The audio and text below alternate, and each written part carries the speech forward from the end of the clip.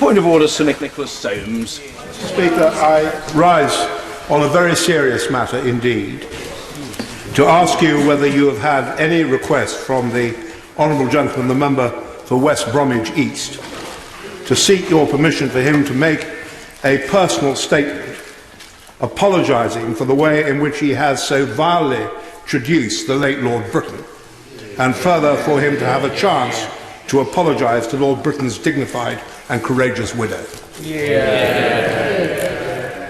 Well, I'm grateful to the right honourable gentleman for his point of order. The short answer is that I have had no such request, and it is incumbent upon each member to take responsibility for his or her statements within this House. There is a wider obligation, of course, to comply with the expectations and requirements of the Code of Conduct, which applies to all members. However, the honourable gentleman is signalling to me that he would like to respond to what has been said, and it is right that he should have the opportunity to do so. Mr. Tom Watson.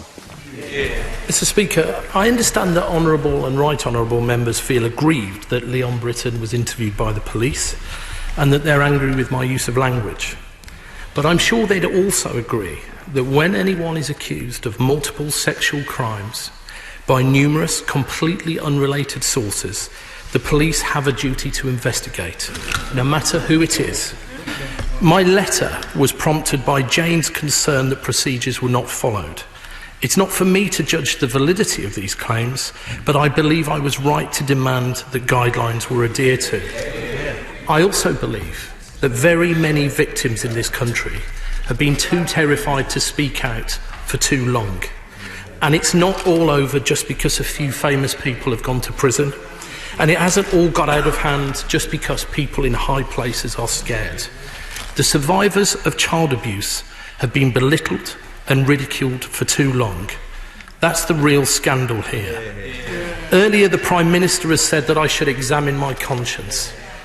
Well, I think we all need to examine our consciences in this House.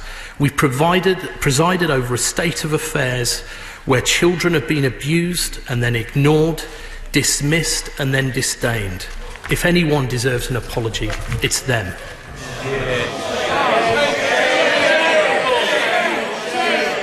Order. This is not an occasion for a debate on this matter, and to be fair, I don't think any member would expect such, but the right honourable gentleman has perfectly properly raised his point of order, and I thank him for the terms in which he's done so, and the honourable gentleman member for West Bromwich East has responded, and we must now leave it there and proceed with our next parliamentary business.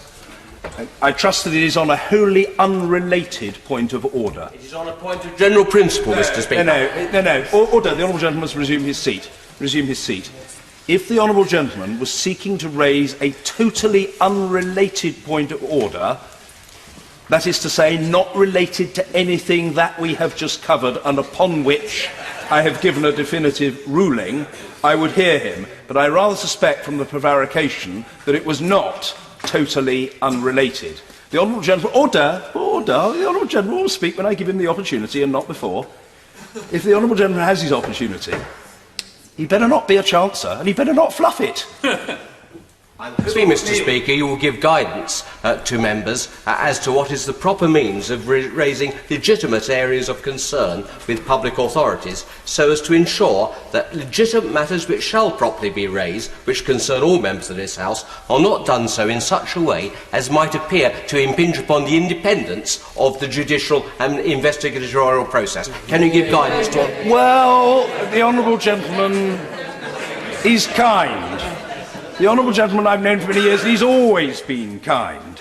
But I think that he somewhat overinterprets my brief and my wisdom. I don't think it is for the chair in this House to counsel members as to how to proceed in matters of this kind. What I would say is we have, as citizens, the same rights as everybody else. In respect of our membership of this House, we have certain additional freedoms and privileges which must be exercised with great care. We also have responsibilities, and I reference those, as the honourable gentleman would acknowledge, with particular regard to the Code of Conduct. Now, I know that the Honourable Gentleman is only ever seeking to be helpful, but I hope that he is either content or will at any rate today satisfy himself with my response.